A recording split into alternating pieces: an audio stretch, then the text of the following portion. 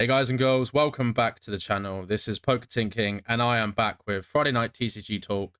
I am joined by Tom, aka Soul, who you will know from Facebook groups, Discords. So, did you want to introduce yourself? Yeah, well, thanks for having me on board here, Jamie. Yeah, my name's Tom. So you'll see my handle as Soul on all the sort of Discords and social media. Just a little bit about me. So my TCG background, I'm basically a vintage Magic refugee, you would say. I've been playing. I think the first sort of set that I ever bought was maybe revised, but it could have been the Ice Age sort of Cold Snap kind of era. So I've played card games, I've been into games through most of my life. And here I am today on obviously another another form of talk about card games. So it's obviously stuck with me. So yeah, thanks for having me on, Jamie. Awesome. I think we've had many discussions over the years now on Flesh and Blood, Magic, as well as other card games, and it's good to kind of document this. I think a lot of people like to see this kind of content, and this is why it does so well. So we'll start off obviously with Flesh and Blood, which is the game that we met through. Hmm. Um, the first quarter of 2024, we've said I think it was towards the end of 2023, this year was going to be a really important year for LSS and Fab to really kind of cement themselves within, the top 5, 6 TCGs as being a game that, is creative, revolutionary, and competitive. And we've seen obviously heavy hitters come out, which from a player's side and a collector's side seems to have just absolutely smashed it. Everyone that I spoke to, obviously we were both at Liverpool together. That was my first time, and your first time as well, playing at an event and kind of getting that feel for it as a player as well, doing the drafting and stuff, as well as the collector side of it. That set for me, I think, is going to be a set that I remember for a long time because it's the first draftable set that I ever did at an event, and that was that kind of exposure as a collector and a player, kind of meeting at one and realizing that not only is Fab amazing, but this set I think is one that I've heard people compare to WTR and Arcane Rising and Crew. What are your thoughts on heavy hitters? So heavy hitters, for me, feels like a brand new era of Fab. So the way that I would kind of coin it would be like a Fab 3.0 or something like that. The way that Okay. it's just being kind of designed and the way that it's being marketed and the way it's been deployed and the build and the way it feels. So from where my understanding of Fab, like I've been a collector for a long time, I would say, and I think I've only started engaging in playing the game probably since like just after Outsiders, I would say. So I'm very, I guess, green when it comes to the drafting experience for Welcome to Wrath or something like that. But for me, this was my first event, and of course, it was very humbling as I walk into the Battle Harden with like no clue. But I tell you what, like the vibe that there has been on this set has just been it's just been amazing, and it's come off the back of I think they're good sets. I Dust Till Dawn, Bright Lights. I think they're good sets, but maybe they didn't land in in the right kind of way. So there was a lot of like hope the heavy hitters Yeah. would do well, and a lot of people from a player side, collectors side, even investors, or people looking at this as like, is this game just going to keep dropping and dropping in this whole bear market kind of thing? There was a lot of hope behind heavy hitters, and I think there was a lot of relief when they actually smashed it. And I Yeah. think from all the way from distribution, all the way through to all the events, all the marketing, it felt positive. Now, obviously, we'll talk about the next set that's coming out, and for me, from a confidence perspective, that line needs to be between two sets and a trajectory going one way, right? So Yeah. if, with this momentum, I've got like only good things to consider with the new set coming out. So it was good. It was good fun. Good to meet you. Good to meet the guys. Yeah. Um, yeah, Yeah, I good to put think names to faces. that momentum is a good point, I think. And the hope side of it, where obviously we're involved in the socials, we're in Discords as well as Facebook groups, and we had seen there was definitely an air of negativity towards the game. And I think at the time I wasn't bar my armory, I wasn't actively involved in terms of playing. So obviously I saw the players at my LGS and we had pretty good numbers, but then I heard collectors that weren't happy. Obviously, Bright Lights, for various reasons, a lot of people weren't happy with that, with the set design of it, the, overall, the product that we got in the end. Dusk Till Dawn, I loved the set. I think it was a fantastic set. The angels are stunning. Obviously, it was the first time we got serialized. They were art sketches, and I think that was Fab's way of kind of testing the waters. I think if they'd gone straight in with actual serialized cards, I think it would have been too early. I think the art sketches, looking back at it now, were a good idea because it was enough hype, but not stupid amounts of hype.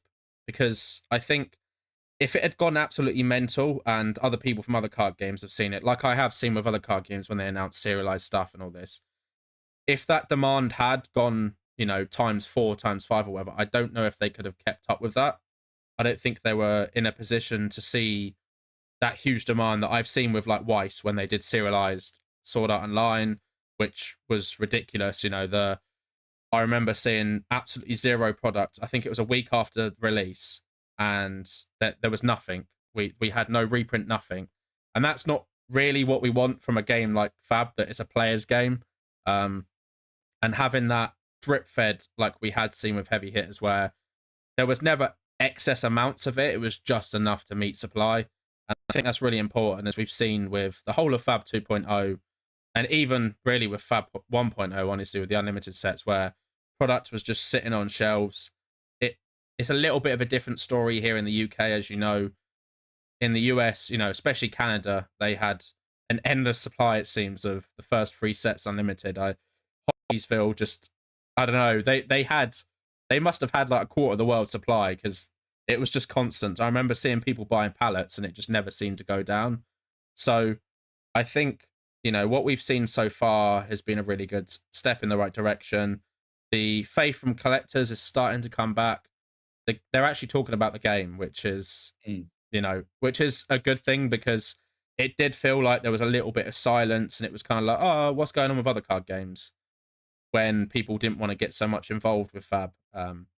But exciting. Obviously, we had the announcements that we did with the Everfest Unlimited print run being destroyed, which was another, I think, I kind of forget about it now, but that was a really big decision. And obviously it was made months before, but we obviously only found out about it then. And finding out that some of the other sets had print runs destroyed was, I think, for collectors, that for me, when I heard that news, was like, okay, they actually are listening. They actually do understand that this game does need to be collected as well as played for the game to continue in the future. And yeah, I think, what we've had in these first 3 to 4 months has been a great start. And I said it, and a lot of people did say it as well, that 2024, I think, would be the best year for this game. And, I think so far, everything that we've been shown, I think is kind of leading up to that. And, we'll talk to the next set now. Obviously, Japanese release, which is something that we'd all talked about for ages. I feel like we're all just chasing the kind of that Japanese side of it with a lot of games. Oh, it just was the perfect timing. And obviously it's not this has been thought of in years in advance kind of thing. And we were talking about this like last year, we've got a feeling there's an illusionist ninja set gonna come up, and I tell you what, wouldn't it be awesome to co-launch that with like the Japanese language? And we had even called it like last time, like it would be so good. Yeah. The fact that the marketing and the fact that LSS are really pushing for this whole global game really opened my eyes from just being like a American or Eurocentric game, which Flesh and Blood was. There's a lot of Eastern tournaments and stuff that are going on, like even in like Phuket, this kind of thing. It's been awesome. It's been like a worldwide phenomenon, right? And it's really changed my perspective of things in regards to TCGs in general. And I think cracking the Japanese market, they were already there already, but actually Yeah. having an established language that they can use, and celebrating that and bringing those guys in is, that's super positive. Like, actually being able to host them in Tokyo, the worlds and all that kind of thing, Saka and sort, it's going to be Yeah. amazing. Sadly, I can't go. If there was any world, it would be like any worlds to go to, it would be that one. So if you Yeah. can make it go, I would recommend that fully. Only happens once, the first time in Japan, right? Yeah. So yeah, I can't wait for this set. Um, from a Magic the Gathering perspective, I love Kamigawa. Like Neon, when Neon Dynasty sort of came out, I love Yeah. that kind of set and style. I love the aesthetic. I like the fact that Flesh and Blood can still feel like a fantasy setting with also this sort of Eastern feel to it that they have, and they're really like locking in the artwork. It's looking amazing. The Marvels are just insane. Like Yeah. I've yet to see what they'll look like from a cold foil Marvel treatment, Yeah. but you can just imagine how that's going to sort of play out. So from a collector, I'm really excited, and I'll be looking to get a PCG set. You know, that's just what 9.5 Yes. higher, whatever. You know how it is. Yeah. So yeah, so I'll be interested to see how it lands. From a draft perspective, it looks interesting. They're really pushing the barriers for this kind of thing, and hopefully they stay true to their expansion slot and really bring life into the other classes as well, because that Yeah. was one of the major pitfalls of Bright Lights, which was a mech only set. um they need to really keep people on board, because you hear a lot of people that they're like, this set's not for me. Like even heavy hitters, there was a few people like, I Yeah. don't really play these three heroes or these talents. And they sort of went, whatever. But it will work out. It seems to be doing Yeah. well, the expansion slot. I love the supplementary sets. That's a hot take. I love them. They're some of my favorite sets. Yeah. But yeah, I think the direction seems good. So far, super positive. Yeah. I think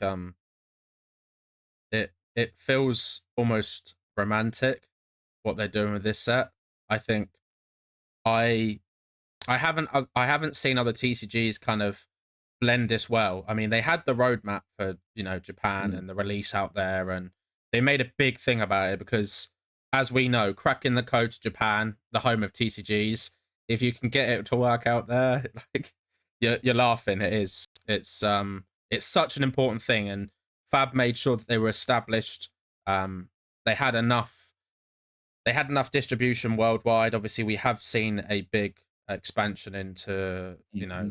Southeast Asia, and I think Japan was kind of the ice on the cake. I know we've had South Korea as well, which is going to be Mm. exciting to see.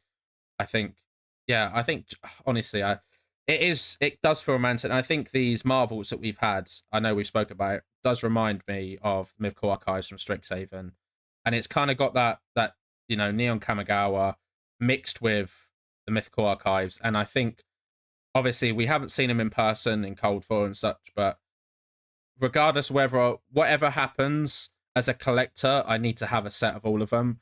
They Whether they're grading or not, even if they're just in a binder, I think they're going to be absolutely stunning. And I think this is proving the art that Fab can do. We know that the art of Fab is one of the strongest sort of selling points of the game. It was what got me into the game from the start, and quite a lot of other people will say the same thing, that they saw the art and that kind of lured them in. And I'm excited. It's a shame that I won't be at Osaka or Tokyo. I did kind of plan. I was hoping that Worlds was going to be next year in Japan. I was gaslighting myself to say that there wouldn't be two events in 1 year, because I am already going to be on holiday. So next year will most likely be America. We know that they will go back to Asia, most likely back to Japan, and Mm-hmm. hopefully by that point we'll both be able to go and enjoy Flesh We'll and be Blood there. in Japan. That would Yes. be something special. So we've talked about Fab, talked about the next set and the previous set, and you mentioned about grading. So PCG versus BGS, it's a topic that has to be talked about because you were very much wanting to stay with BGS for a while. I know we had many conversations. We had, a 4-hour car journey to Liverpool where we were discussing I obviously had used PCG twice at that point, one at Worlds and with Germany, when it didn't go so well.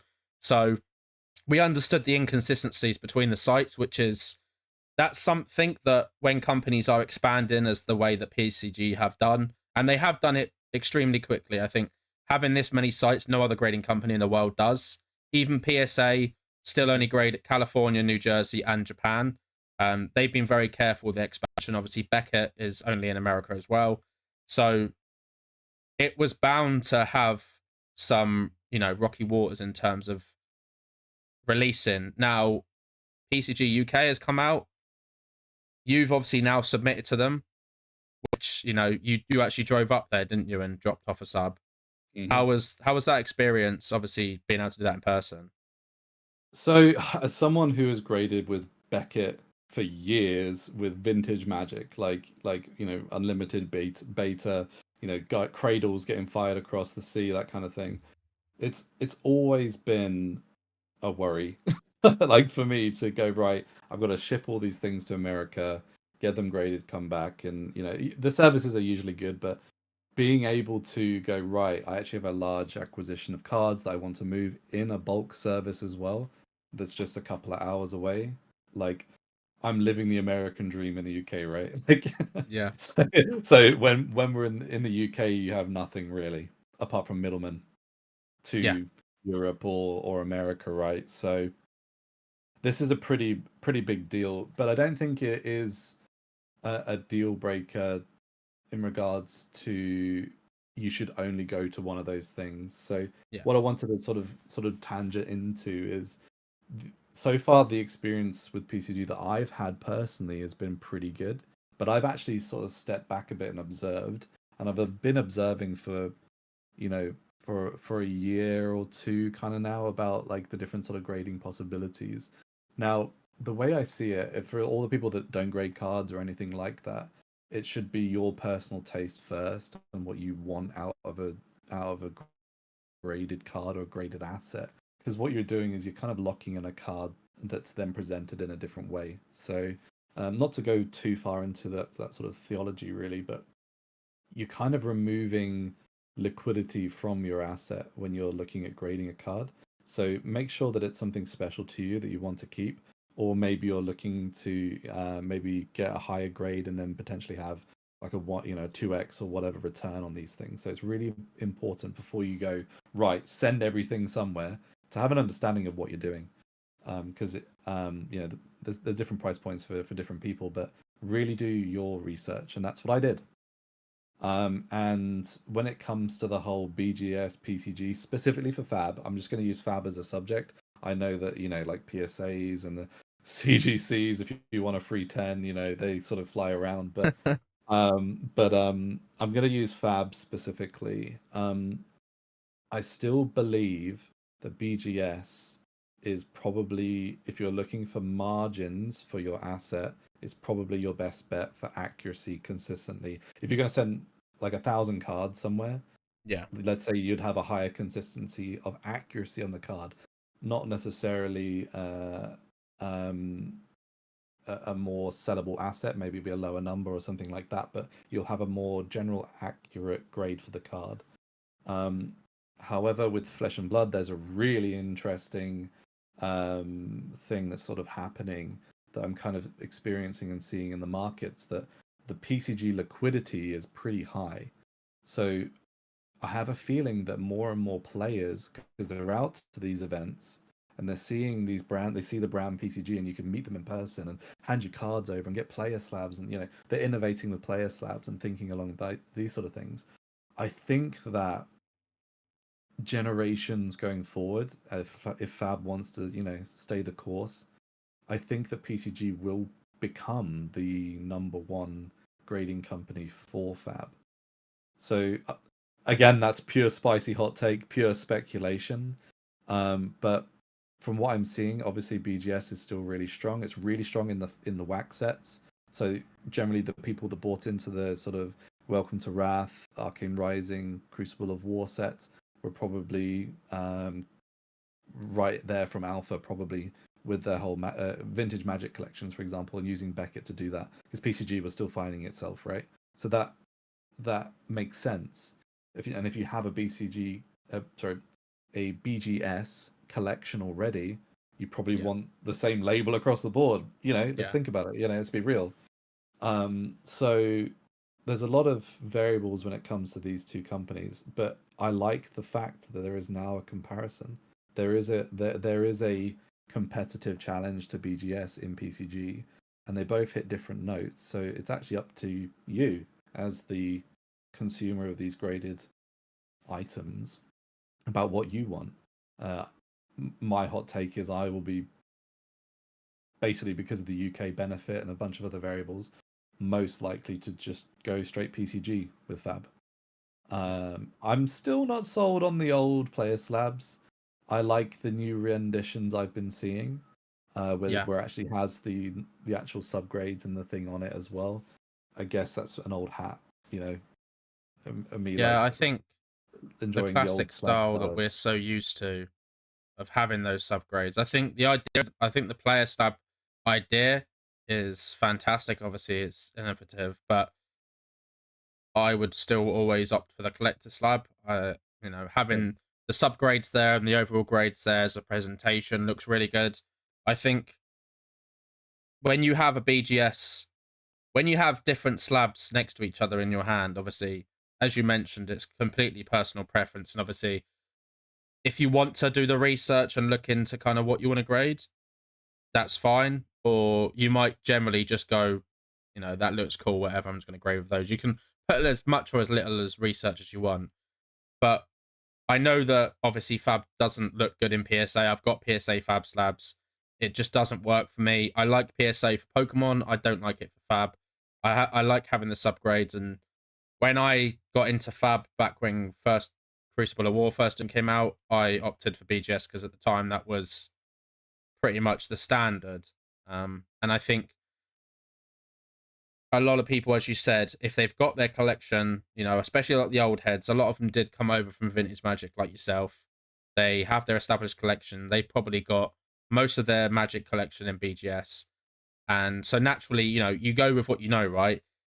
There's a conversation to be had about what TCG you come from will be deciding on what grading company you use, regardless of what the standard is in that card game. So if you come from a Pokemon background, this is why a lot of people grade Fab with PSA still. Hmm. Seeing, extended art tunics and PSA slabs is wild, but it does happen. And I think that is because people have come from different avenues. We had this wild exposure to the game during that sort of Monarch, Hmm. Crucible or Monarch and Toa area where so many people come from different games. So people were graded with different, that's why we've seen CGC slabs as well, which, yeah, we're not going to go on to that. Saints done enough videos about CGC slabs, but craft them and grade them with, BGS or TCG. But I think it's such a good talking point because I like the fact that I think the competition for some companies is more helpful than others. I think for PCG, that as a company that wants to innovate, grow, sort of move into other areas of the market, which they have mentioned before, with in terms of like sports, which I think they should probably hold fire a little bit, make sure they're consistent across all sites first, Hmm. because at the moment we know that they're not consistent with the games that they do now. Hmm. So don't go into things like that when you aren't, the product that you're presenting and offering isn't, close to perfect. And we've obviously got BGS who don't look like a company that are interested in innovating. They seem that they're very. It does kind of go in tune with the audience that both have presented themselves to. BGS is very much about we know who we are. We're gonna get people are gonna grade with us because they know that BGS is a premium. They Hmm. know the product that we have. They're famous, because their slabs can be trucked across a street, whereas PSA slabs would shatter. BGS would just chip a little bit. They do feel sturdy, and when you're holding that in your hand, it does feel like a premium product. Hmm. But I think with these PCG slabs, the ones that we've got now with the gold and black, they just look good. And I'm interested to see the way the market takes going forward. If we start seeing a couple of sales of PCG slabs for whack selling for Mm. higher than a BGS, that is going to be something that a lot of people will start to take notice of. I don't know if we're there yet. I mean, I don't look at every sale of anything, so there's probably times where it's kind of slipped through a little bit. But I think for whack, BGS is probably going to be the premium.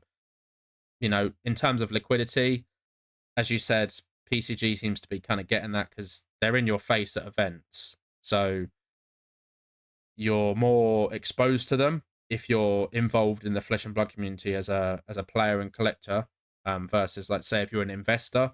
Um, but yeah, it's definitely interesting. Do you see? Obviously, you talked about seeing PCG potentially in the future. Do you think that if they continue expanding, because I know they mentioned about expanding to South America next, um, do you see? Could you see them having 10 sites across the world, but being consistent across all 10? Good question. I don't think that an expansion into an area will affect other areas' consistency, is the way I would. Okay. I think that's a fair statement. I think that they need to spend resources and focus on the current areas for accuracy, whether that's through, Gen AI, through machine, or using like more sort of technology to do things. I think that they need to really focus on their current sites, but I don't think expanding into current markets affects that, other than it dilutes their average competency. Because you would assume the new areas they would have new people, so therefore their Yeah.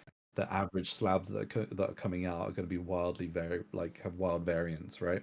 So I think it'll damage their brand from a trust, but I don't think it would affect most other sites. Um, I, I think that's fine. Again, I wish they would spend more resources in their current sites, but it is what it is, right? If you're expanding into these markets, you want to be at the forefront of these sort of areas and their Yeah. growing markets. And if you want to align with LSS, is where you see PCG, right, aligning with most. They're probably working alongside James and their team, right? And then Yeah. wherever they're launching and expanding to, they're going to co-franchise in or something like that. Yeah, it does look like that. I think they're following the game, which is smart, right? That's your biggest market. They're following where the game is going. They're a Um, business. That at the end of the day, yeah, they are a business. Like, sure, they are there to grade and provide a service, but they are also there to go, hey, you give us a card for some money, we grade it, and we give you a result. They're a business. So going into these emerging markets with like, if say Fab goes to South America, I know there's already like players there, but um, they'll their closest service would probably be what, like US probably, yeah. but actually having one that's local within their continent, it's massive. So Oh, it it's makes huge. sense. Yeah, It makes sense, and sometimes you got to speculate to accumulate. So who am I? yeah. I'm not a business major or anything like that, I But think good on I them that like they're that. doing it. Yeah, I like how aggressive they are Yeah, with their expansion. I think obviously it's about getting it right, but at the same time, I like that a company is going, do you know what? We're just going to get ourselves out there. People, they're taking the market percentage by force, and I respect that a lot. I think they will end up being a point where BGS will be the minority for Fab, and it. I don't. When I look at BGS, I don't look at a company that is looking at other companies and go, well, how can we be better than them? They just don't, companies, I think, get to a point a lot of the time when they've been going for so long that they just kind of rest on their morals and they're like, right, we're doing our thing, whatever. Like, we are a market leader. And I think that will end up biting themselves with the expansion of games like Fab. Um, Obviously, at the moment, I would only grade Fab with PCG. Uh, I don't think I can't see a future where I'd grade Pokemon with PCG. Um, maybe it will change in the future, but I look at what PSA is doing, and they're constantly Yeah. evolving, innovating, and growing. And yeah, I like what PCG are doing, and I'm excited actually to see what they do. I think they'll probably end up changing the player slab, and I'm kind of excited to see. Maybe it is something that with subgrades, maybe I would do for if I decide to play at more events, and just get losses. But yeah, I'm excited. So we obviously talked about the Japanese expansion. Did you want to talk a little bit about Magic's expansion into Japan, if you know much about it? Because I don't really know too much. I don't know too much about so Hasbro's and Wizards expansion into Japan. Um, I don't really have too much exposure on that outside of the different languages, of course. So obviously they Yeah, hit. You had Mystical Archive series, but they've been, since War of the Spark. Like one of my favorite arts has always been the Amano Liliana.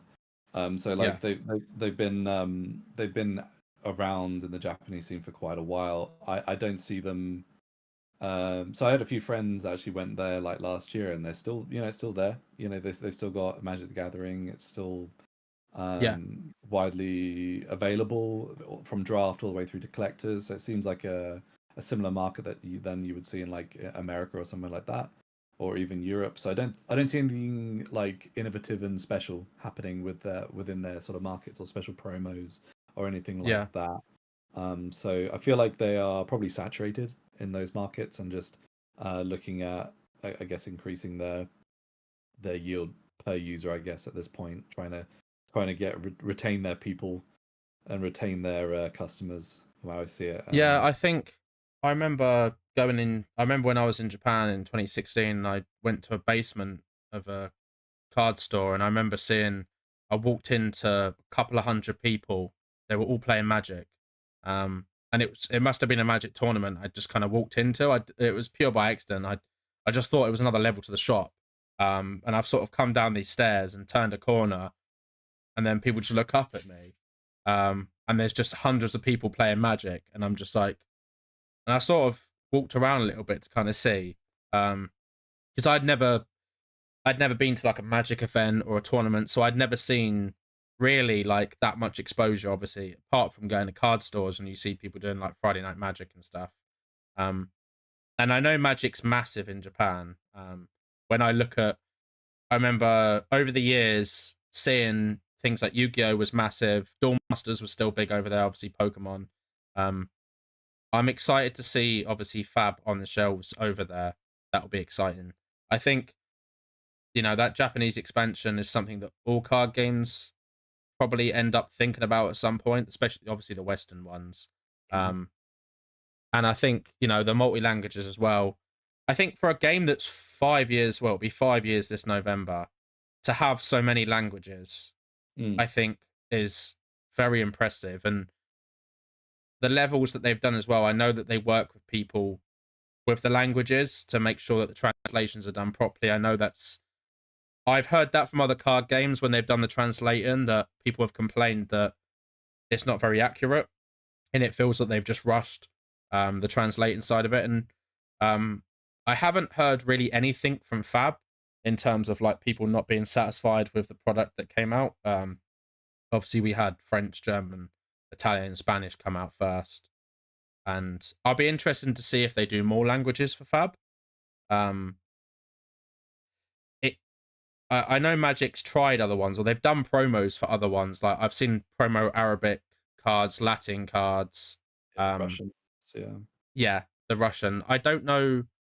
I think Japanese is probably like that'd be what 6 languages now for a game. I think that's a fair amount of languages to be doing for a game so young, honestly. But Mm. I'm excited to see what they kind of do with that in terms of going forward. Are they going to do, because other card games sometimes do like exclusive sets for certain languages, or will it always just be the same, obviously consistent going forward? Every set will get the same cards and stuff. It would just be in their language, but obviously it does mean that Japanese promos, I think, will command a premium. Yep. I know in a lot of card games they do. I don't. Did you look at getting the promo and the playmat? Very close. Very close too. But those, yeah, those prices were quite interesting. Yeah, Yeah, but it makes sense. Like the FOMO is real with that kind of thing. It's the first of its kind. The art is amazing. Like what it means is amazing. Like so, like there's a poignant story to it. So it's a pretty good celebrational kit to get. yeah, Not for that price point. Sorry, that's yeah, it. It'll eventually go down. Through as more and more people get it in their hands. But um, it was one of the only ones I've seen within the last year that made me go, I want that. yeah. Because sometimes you get playmat like loaded with playmats and loads of So promos. many. Yeah, Like it's almost worthless. yeah, And but this one is different. I think this is like this is like the equivalent of like say Pro Tour 1, for example, or something like yeah. that. It's really something quite cool and quite special, I think. So Do you think that playmat will? You look at some of the earlier playmats that have that 200 to 300 pound sort of value, and they just don't drop. They're consistent at that price. Do you see the playmat? Because I've seen sales up to $600 for the whole package, I and don't think people so. offering. You think it'll once it's distributed out, people will start. I think depending on the distribution of that and the amount that they produce, I think it will probably be in the upper tiers of it. But because it's specific to a hero, it's not agnostic in lots of ways. Like like the tunic mat, for example, or like Yeah, you got like the shard, for example. It's it's cool. It's got like the weeb art. It's got that kind of stuff going for it, and that's a massive positive, and as well in some collectors' minds. So it's going to be really hard to price, but I wouldn't say it's going to be dirt cheap. Like to get there, to fly there, to and to get that, like that's going to have a yeah, premium to get those kind of yeah, prices. The promos are probably nothing compared to that kind of mat. I would say it's probably going to be about like 200. Probably it's going to be one of those yeah. mats. I feel maybe a bit more, but that's what I would Yeah, expect them to fall out. But again, these are play I mats. want one. Right. So that's the Yeah, FOMO kind of feel to it, and that's what's driving up these yeah, uh let's say travelers, backpack sellers. yeah. But It's not enough for me to buy it. I think the Wii bar is kind of in tune really with a lot of the stuff that I collect. it looks Um, good. It's super it good. does look good, but I think yeah, I think Just for that price, I have only spent a large amount of money on two playmats really, and that was the tunic and that the Fable package for Worlds. But it was the tunic playmat. I think if I was going to spend that amount of money on another playmat, it would have been one of the gems. yeah. Um, yeah, that's a lot of money to spend on something such a new playmat as well.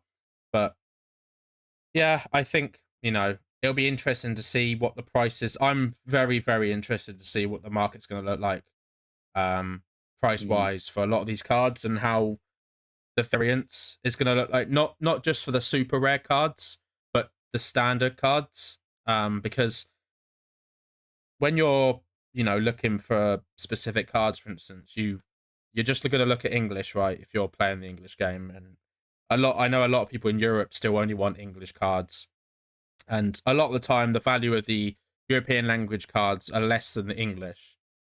Now I'm going to be interested to see what the mm, value of the Japanese average cards are going to be. Obviously, it'll be determined on the print run, um, what the actual demand is over in Japan. But I think having that added demand over here, are people going to want to do an all Japanese binder set, or side by side of English? They're going to do a master set of English, master set of Japanese, or just collect the ones that they like in Japanese and English. So that's probably what I will do. And I'll always preference, as somebody who collected Japanese Pokemon over English, my preference is always Japanese. Um, but that's probably also because Japanese quality of the cards for Pokemon, Japanese is always better than English by quite a bit. So, and we know that Japanese cards actually in Fab, Japanese printed cards anyway, generally aren't as good as Belgium. So yep. it'll be interesting to see. Yeah, I'm actually excited. I just think new stuff like this just makes me excited. Hmm. Yeah, very much so. And the fact that they're tying it to the Mystic Talent's really smart. So you have then three, I guess, heroes that can use these marvels as well. Yeah, So like a lot of these are Mystic Talents and that kind of thing, which is slightly different from just like the Draconic Illusionist marvels. Then you've got like the Angels, which are specific to another illusionist. yeah, They're actually covering three heroes. So people, when they're cracking their packs, they won't be like, "Oh, is a marvel for something I can't use." It's actually something they can probably use yeah, when they're doing their sealed, doing their draft, not in the decks, but like they feel value out of buying the product, and that's ultimately what we want to try and do. It's boxes off shelves, right? It's we want people to buy boxes off the shelves to keep it growing and moving. So I think it's going to be good. I think they look amazing. Um, and I like this trajectory. I think yeah, it's sustainable. I think it's very current in the sort of flashy era, but not too flashy. Like they're still classy and it still looks good. It still feels like fab. So yeah, they're not deviating too far. And yeah, I can't wait. I'll be there at pre-release. It's gonna be good. yeah. I'm excited for release. Right, we're gonna move on to other TCGs, and this probably will invoke some spicy takes, I think. But let's talk about Magic. What Magic has been doing, obviously, the last couple of years. As I've obviously only been someone that's in and out. I'm very specific on sets, whereas you were somebody that was a lot more involved in it. What do you feel about Magic at the moment with what they're doing? It's kind of a loaded question there, really. Yeah, Okay, so obviously I have a long history with Magic, so I have that boomer mentality with Magic about how Magic used to be and how good it was and all that kind of stuff. And I think really the more and more I sort of am in the current state of Magic. So I still like I only play like Commander and I don't dabble much past maybe a draft with my mates or something like that. So I'm not heavily in like on the tournament scene or anything like that. So I don't see that side of things. Um, but the migration away from a standardized format has been massive. And the consensus of players with having a set amount of money to play casually with their friends and having cards to build commanders makes a lot of sense. So the model of the commander model makes sense and why it's attractive. Social play is always going to be attractive.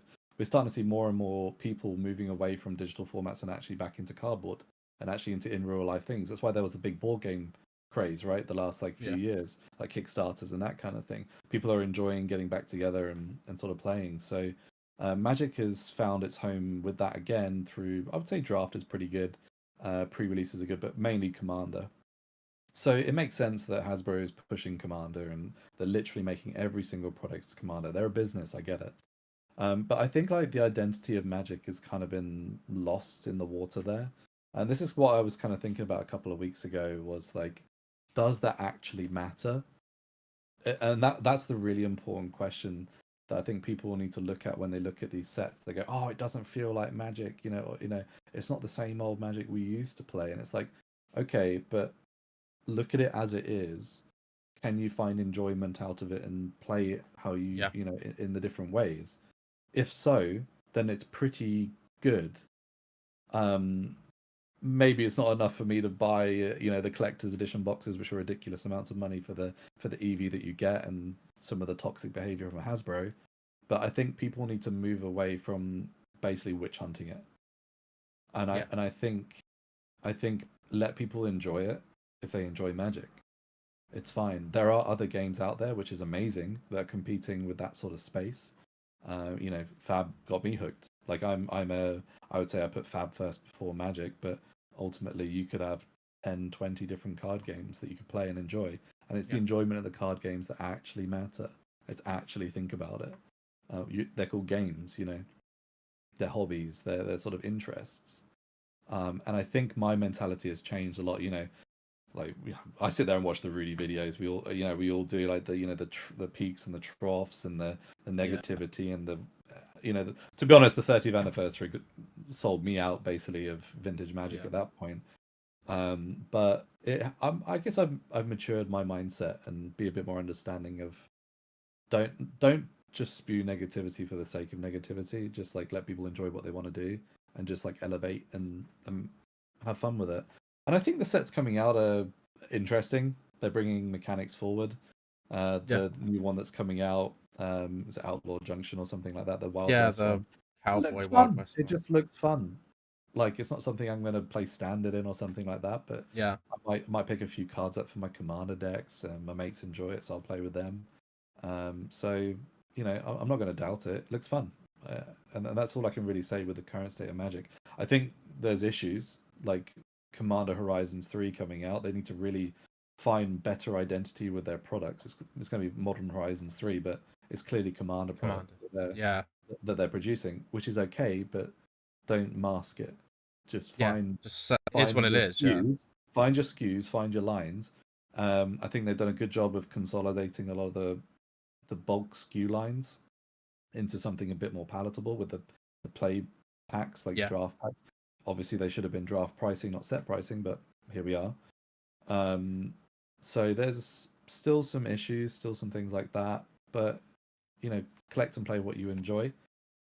And I guess from a vintage Magic perspective is really interesting. I have my finger on the pulse in vintage Magic for quite some time. So like I was going for a full unlimited master set. I managed to get that, and I really enjoying that sort of collecting and hunting and vintage. But I feel like the current like the more and more that I'm involved in these sort of older 30-year-old IPs, involving myself and investing and buying and collecting those older stuff, the nostalgia probably ends with me. Yeah. And it's really looking forward to, okay, so if I in 20 years time and I want to maybe liquidate or move these into other hobbies, is it going to be possible? And I think people are kind of waking up to Hasbro's kind of ways and thinking, maybe vintage Magic, you know, it could go the way of sports cards and just be like infinite money, but Yeah. you got to be very, very careful. And I think they've returned from their pre-COVID prices to the correct price, I would say. So if you ever were interested in that, get that nostalgic kick, collect. Now's probably a good time. I don't see it going down too much more. I would say there's a floor has been kind of hit. I would see, but still be careful if you're putting money into that kind of stuff. Really consider what you're doing, and sort of look around at other opportunities and other.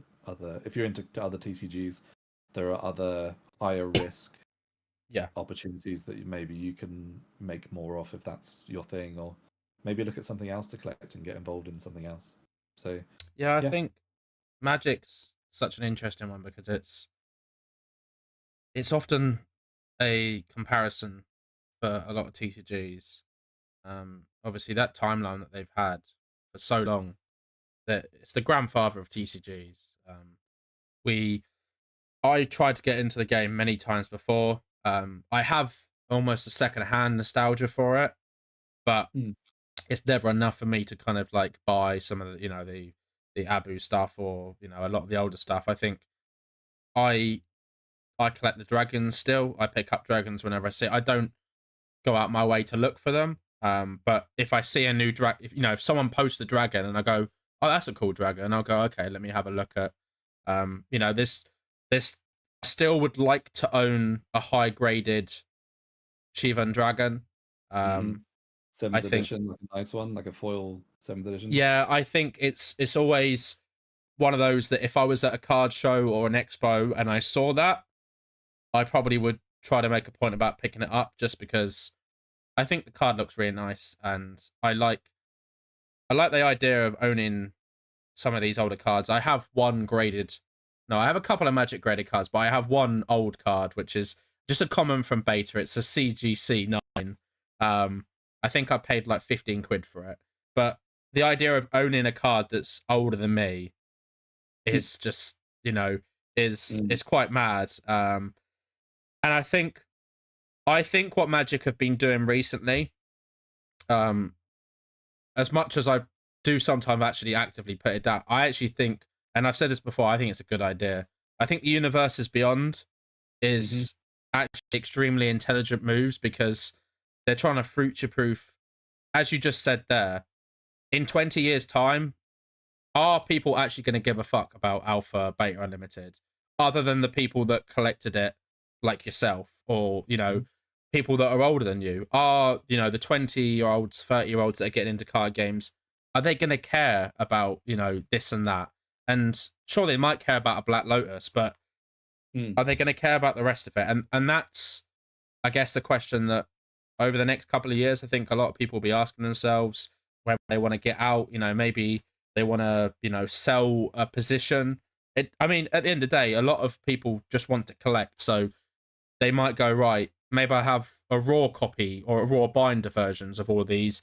I might sell my graded copies. I've seen people actually selling sets now Mhm. and then saying they want to get raw, because I think they're looking at that going, well, I still want to own these cards because they mean something to me.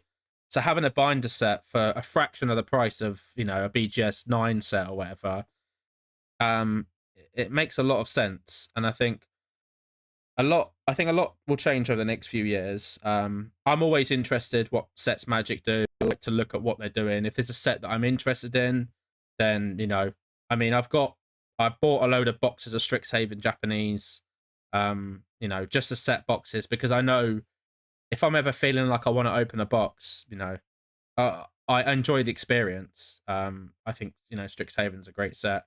There are obviously a lot of other fantastic sets that people, I think, will always go back to. But I think if you're someone that reminisces about the old Magic and goes, "I wish it was like that," then, as you said, there are other games.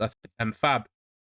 A lot of people have said to me that were in Magic early that Fab feels like what Magic felt like back then, and I can't obviously relate. And there's times that I wish I could feel that nostalgia that other people have, because I know how important it feels like in terms of Pokemon, and I know that I can't always present that to other people because they didn't experience it. But I hope generally that people that are getting involved in Fab that have come from Magic can feel that again, because I think that Fab is not always going to be the way it is now. We know that in the future they'll make decisions that people won't be happy with. If James ends up taking a step back, maybe the company gets bought, or maybe the company is naturally just going to grow, and we'll see less of James because he'll be involved in other projects and stuff like that. And we're gonna look back at these first 5, 6, 7 years or whatever, and we're probably going to romanticize this early part of Fab, like people have romanticized whack. Really, honestly, people talk about Mm. those first three sets, um, like people do with Alpha, Beta, and Limited. So, um, yeah, I think Magic will be fine. Let's be honest; it's still a Yeah. massive powerhouse, um, and as long as people have got millions of dollars invested in the game, um, there's going to be sets that people don't like. Maybe they lose a market. They're going to lose a share of the market, I think, to other card games. But you know, it's going to happen. There's so many games. We see it with One Piece. We see it with Star Wars, Lorcana. Obviously, games like Sorcery that are kind of, they each bring something to it. Sorcery is one that I'm really interested in. What are your thoughts on Sorcery, if you have any? What are my thoughts on Sorcery? I think Frank Frazzetti is an amazing artist. Yeah, I think that Sorcery is kind of a fun idea. I think it's a good game if you like to collect cards, and people that collect Sorcery basically only talk to people that collect Sorcery. That's it. yeah, That's kind of what they kind of deal with. But I don't have too. I wasn't in on the alpha kind of stuff. I've been peering at beta, and I've just sort of been observing and sort of looking. I think the gameplay is okay from what I've seen. I don't think it's competitive enough to get my itch, but it's not casual enough to get my itch. Does that make sense? yeah, Like it's somewhere kind of in the middle. Like yeah, I'm actually a big art guy. I love art. I love just like some of the classic Magic art, some of the best art of all time. Like I love getting on the Kickstarters and buying the serialized arts and that kind of stuff. I love that. And Sorcery really scratches that itch. It looks Yeah. amazing. Like the way it's presented, it's very classic, like 90s, 80s kind of art style, fantasy art style. So I guess from a collection point of view, would probably be the angle that I would tackle it. Yeah. I don't know whether it would be something I would be interested in now. I'm not interested in to flip or anything like that. But it might be Yeah. something down the line. Say if they print Beta into Oblivion, I might pick up some just to Yeah. open a box, just have a look at them and see how they go. But I don't think it's a model. I don't know. It I might yeah. it might have legs, but it's just got it has a massive downside. So Yeah. for me, it's That's not my worth concern part as money. well. I think the art. I opened, I think, like 12 packs. I really enjoyed the open experience. I enjoyed the art. The cards look, as you said, the art really is. Yeah, the art is amazing. They are really nice. There was one card in particular I can't remember the name of. That I know there's a foil version of it. And I have looked at picking it up just because I think it's such a nice card, and it's actually a piece of art that I'd like to put on my wall. If I Exactly. ever come across it. It's I can't remember the name off of it. I might be able to edit it and put it up at the top left or something so people can see. But I think the art, yeah, I don't know if it's a one set a year and the mini things that they're gonna do. I don't know. Maybe it will operate in its own realm of existence outside of the norm. Exactly. I don't think it matters. And I think a lot of Yeah, people put a lot of earnest on, oh, they've got to make 3 sets a year for it to be. yeah, It can be whatever it wants to be. You engage yeah, it how you choose to. And if it's once a year, that's fine. Don't expect them to be, yeah, make, don't expect it to be any more then. yeah. And I think just that's actually a good idea. With games that are releasing so many sets, like some games, like Yu-Gi-Oh is like every 3 or 4 weeks is a set, which is ridiculous. Um, and obviously other games like Pokemon, we know August sets and September sets, and my brain's just like, what the fuck? Like, this is too much. And that's why I liked Fab because they only released 3 to 4 sets a year. And I think Sorcery might generally be player side. It might just be something that you can just pick up as you go on the side. It's stress free. Just if you want to do your binder set or just open some packs, like. Um, but yeah, I think that operates separately. So we'll talk about the other ones, the ones that seem to be making moves. So we'll start on One Piece because we've talked about One Piece. Obviously, you're actually a fan of One Piece. yes.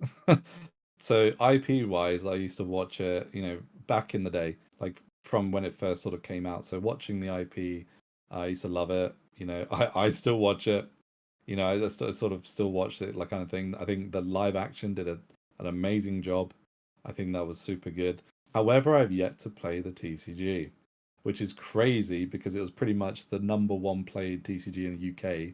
I think I don't know if it's right now or it's definitely up there from that. Yeah, So in the it's last 12 months.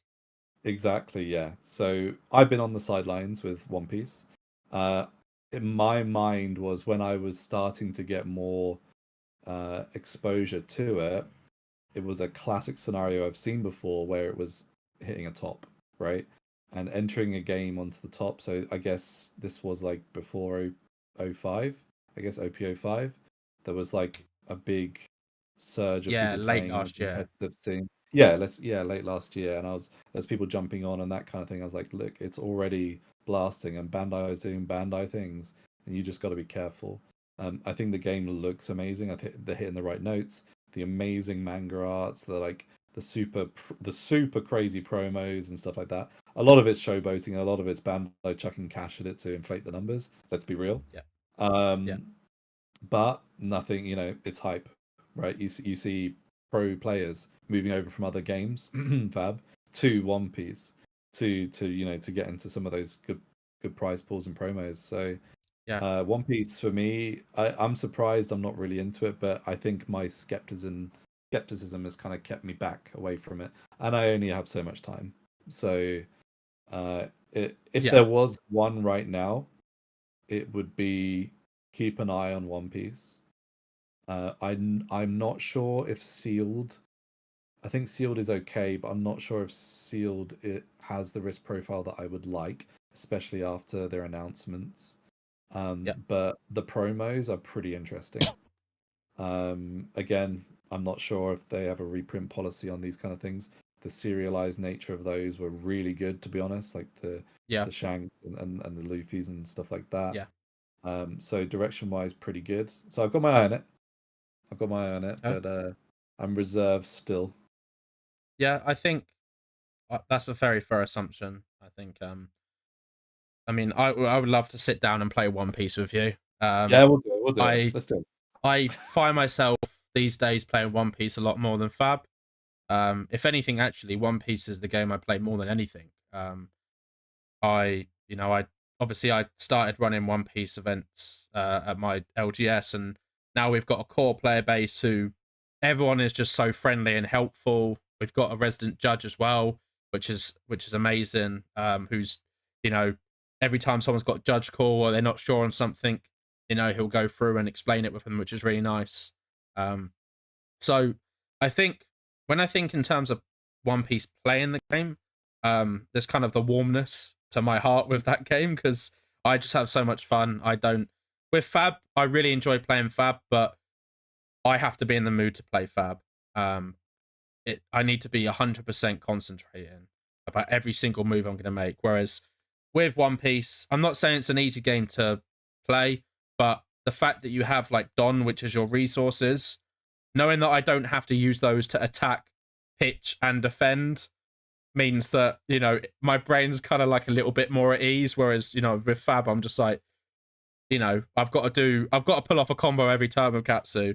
But One Piece is definitely one I think it was wise. And we had this discussion, obviously, driving up to Liverpool. This was back in February now. So we are into April. Was it February? January, February time. Yeah. Round about that time. Time's gone so quickly. We've had Op-06 come out now.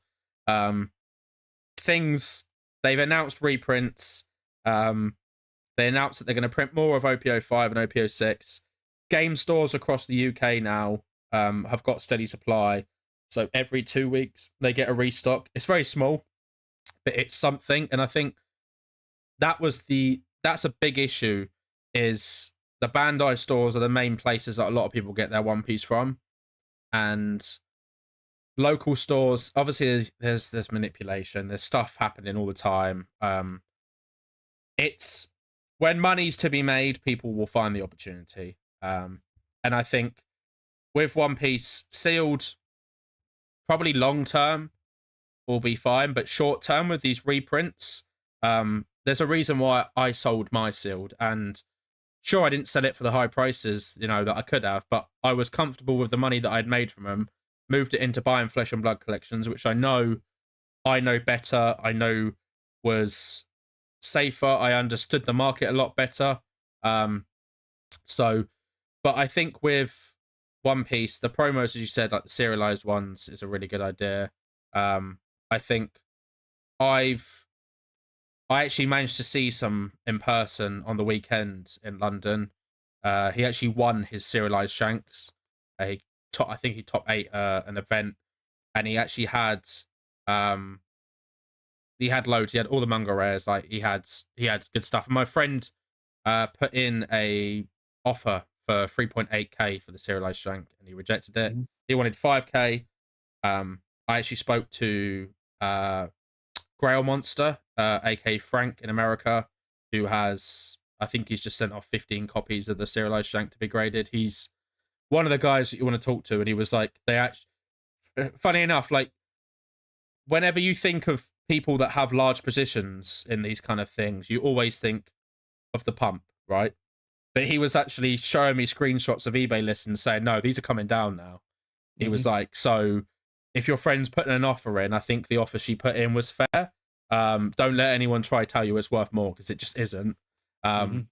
Which I respected. I don't think these days you often find that honesty.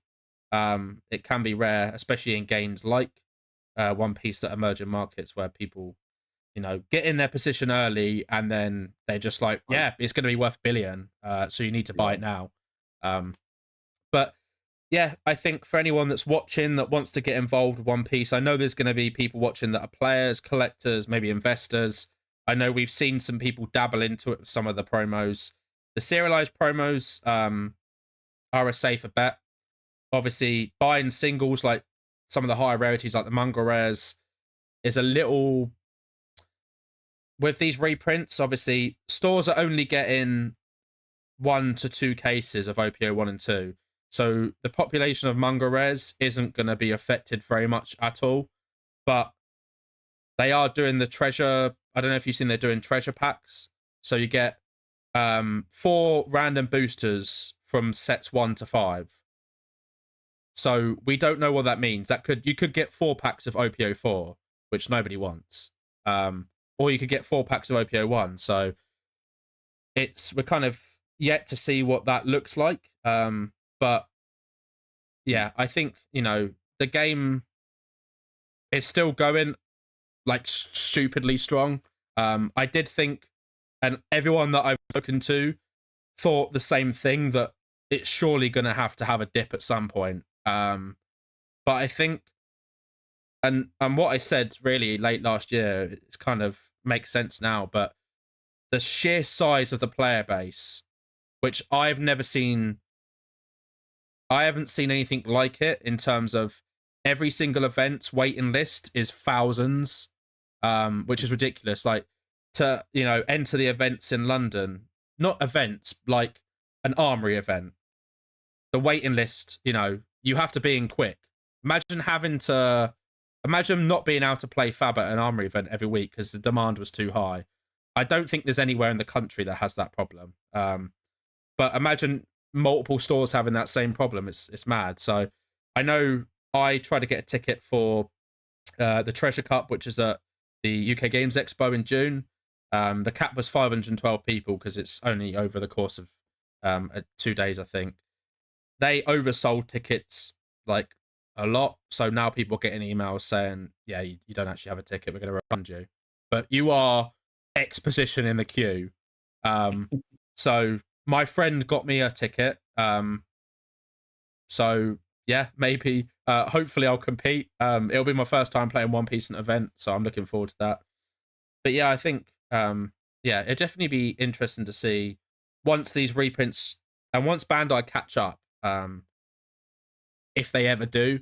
But if they do catch up, what it looks like. And I think that might be the better time to kind of enter the game, kind of put your foot in. So, Lorcana, we'll just cycle through the TCGs. Yeah. So I guess Lorcana and Star Wars I kind of actually like packaged together. Almost. Yeah, I think like so. Yeah, the same sort of vibe. I'm a massive Star Wars fan. I've not touched really the Unlimited. I think the art's fine. I think it looks cool. It's just not something I'm looking at right now, really. Lorcana has pivoted background to interest. I think to start with, I was like, here we go. Like, I get the market for this kind of thing, but can they actually produce a game out of it? Again, this was my old hat thinking. So this is like, has to be playable. It has to be this. It has to be all these metrics kind of thing. But actually, like, if your IP is strong and the money behind you is so strong, like, you can just push through just from a collectability perspective. That's why Pokemon's so massive, right? They've got massive nostalgia and collectability is huge, right? So like the marketing model works. So does Lorcana have legs? Maybe. I would say more maybe now than no. Like before, I was like, okay, they didn't print anything. There's people struggling and couldn't get stuff, and that wasn't firing everywhere, and people were just moving away to other games, or people jumped onto it and jumped off, and there was a lot of flippers. But yeah, it's still around. I'm not sure what set they are at now. Is it like chapter 3, 4, or something? Chapter 4 is coming out soon. Cool. So we're on 3 going into 4. Exactly. Yeah. So it's still rocking, and people enjoy it. So it's not something I currently have a position in, to be fair. Okay. But I think there are just a lot of games out there that fit different niches for me. I don't know where Lorcana sits. Okay. Either from a collector, investor, or playing perspective. I think there are probably other games I'd probably play before Lorcana. I think there are other games I would collect before Lorcana. So it's Yeah. just one of those things for me, and it doesn't resonate as much. Like I love Kingdom Hearts and that kind of stuff. I grew up on sort of Disney, so I get it, but Yeah. I don't think I'm the demographic for it, and that's fine. No. Like that's Yeah. cool. Yeah. And I'll keep my eye on it. It seems to be doing well. Star Yeah. Wars, I I don't know think. too much more about. Yeah. I think. It's a word that I'm seeing more commonly now is the golden age of TCGs. I think that early 2000s, everything was a TCG. Every TV series that came out, Yeah, yeah. every movie that came out was a TCG. And I just remember that as a child being so excited about just opening everything, Lord of the Rings, Spider-Man, Hulk, Mm. 24, the TV series. Everything had a card game. And I think we've moved into, not saying that everything is now, but kind of to an extent it is, but we are moving to a place now where I think we move away from a top three with TCGs, and I think we just have a lot of good TCGs. I think there's always going to be ones that may be better than others, more investable, more collectible, more playable. But when I look at all the games that have come out and died within the last 10 years, I don't see Fab dying. I don't see Lorcana dying. I don't see One Piece dying. Star Wars is on its first set, so it's a bit hard, and it's Fantasy Flight Games. Obviously, we're not sure about that. I think Lorcana, I've started to look at playing. I've watched friends play. Um, I know 10 events in a row sold out Yeah. in America. They had like 2,500 people on the wait list. I know as of, I think today, they've upped the cap by 1,500 players. So I believe that these Lorcana events now will be the biggest card game events that aren't like a world championships. Some of them are Mm. around 3,500 to 4,000 players, which is Mm. pretty mad to be honest. It's good numbers. That Yeah. that's and I think I know box prices for chapter 1 are $350. Chapter 2 is 170. Chapter 3 is at retail. The next set is Ursula's. I know in the UK, chapter 1 up until about 2 weeks ago was plentiful. Suddenly there's none. Chapter 2 is like 60, 70 quid a box, which is the set that people don't like because I think I believe Beast is the best legendary. He's around 40 to £50, but bar that, there's not that many good legendaries in the set. Whereas Alice, for instance, the Enchanted, a month ago was 100 quid. People couldn't sell it, and now it's 250 quid. Things like that. I know Enchanteds are extremely rare. I've opened a fair bit, and I've only pulled one. But yeah, I'm interested with Orcana. I think actually, in terms of like, I've opened a fair bit, and the singles sell really well because the player base is strong. There's a lot of people playing. The EV's pretty good. There's a lot of commons, uncommons, and rares, non-foil and foil, that have good value. I like games when you can sell rares and commons for 50p to £1 quite easily. As obviously as a single seller, that benefits me. I like the quality of it. And I love Disney, so the opening experience is quite Mm. fun. I think I enjoy it. The opening experience is something that's quite important to me in terms of card games. I think the opening experience of Pokemon is really good now with the Scarlet Violet era, but I know there's been eras before where the opening experience wasn't very good at all. And I can see why the game did lose some popularity because it just wasn't fun to open. Aside from value wise, just the cards themselves, Star Wars, I know my LGS got a restock today, which is good because I was worried that they sold out pretty quickly. Like their pre-release, they didn't get huge numbers for, but after the pre-release, they started selling a lot of the decks. Um, I believe Dave said they sold 218 of the starter decks, in 2 weeks, which I think is very strong. There's no in Lorcana they put a pack in the deck, but I don't believe they do in Star Wars.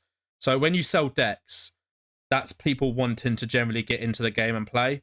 So they've started doing Star Wars events at my LGS. But the fact that we've got a point now at my LGS where they're now having to limit table bookings, which is something that a lot of people do because they've got so many games going on, but every game is popular. Mhm. So, I mean, they're laughing, right? They're because, you know, they're selling loads of products. They can't keep stuff on the shelf for some TCGs. But yeah, I just think it's a really good time to be involved in TCGs. Whatever space that you are in there, whether you're a player or a collector or an investor, or all three, as you know, we can be at times. Yeah, it's exciting, and I think I probably won't learn to play properly any more games because it's a lot of time. As much as it's fun, there's a kind of borderline where it's like, even if it's fun, can I warrant that time to learn the game and actually play it? But I'm excited. Obviously, we've got Kickstarter TCGs like Altered still coming out. I think. Do you think that we phase out to a point now with Kickstarter TCGs? Do you think that Altered potentially is the last? Never. It will never be the No. last, right? As long as Okay. there's a market for it, people will buy in, and as long as there's innovation and a marketing thing, people will be in. Like to make a Kickstarter work, all they need to do is sell the product once, make the money, make the product, and they don't have to continue it from that point. That their Yeah. promise is to deliver the Kickstarter, right? To look at, Again, it's a yeah. business model to do that, and ideally they keep it going. But I've seen many that do not. Yeah. So No, that's true. yeah, so I think you'll see them, but they may just be a flash in the pan, and maybe 1 out of 20 might be a roaring success. And you're either in it, speculate to accumulate.